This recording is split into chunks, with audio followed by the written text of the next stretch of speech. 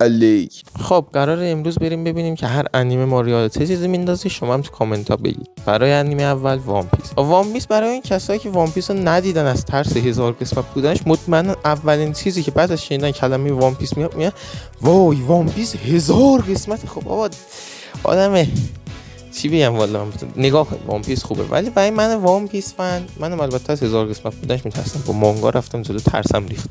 داشتم میگفتم برای من وان پیس فن اولین چیزی که یادم میفته میوه های شیطانیشه. اون جذابیتی که مثلا قدرت هر میوه داره و این چیزا، مخصوصا میوه های لوگیا و اینا واقعا خیلی وان پیس رو از این لحاظ جذاب میکنه. و برای انیمه بعدی ما انیمه دیمون اسلیر رو داریم. اولین چیزی که بعد دیمون اسلیر تقریبا یاد همه میاد، وای تو بچه انیمه مورد علاقه دیمون اسلیر خاک دوست دارم. مثلا فندومش میگن وای گرافیک دیمون اسلیر رو، اصلا گرافیک دیمون اسلیر رو. من اولین چیزی که بعد از شنیدن کلمه دیمون اسلیر یادم میاد اون تکنیک‌های تنفسی گوگل مگولش، مثلا مدل حرکت شمشیر تو اون سبک تنفس اونجوریه، مثل تنفس خورشید، مثلا طول خورشید، اینا ترتیبت دارم میگم، ولی خب اون ای دیمون اسلیر فن درست حسابی باشی میدونی من چی میگم.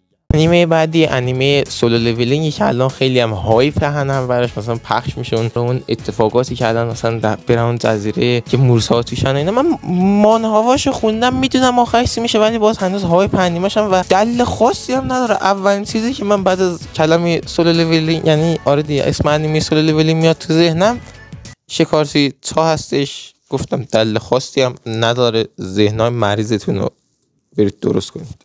انیمه بعدی انیمه جوجوه. من هیچ حرفی در موردش نمیزنم، هیچ حرفی، هممونم مطمئنیم نظرمون راجبش یکیه.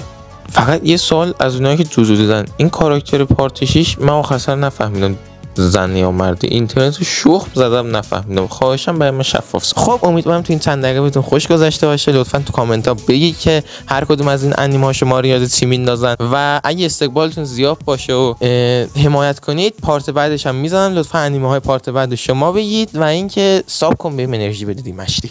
الیاس.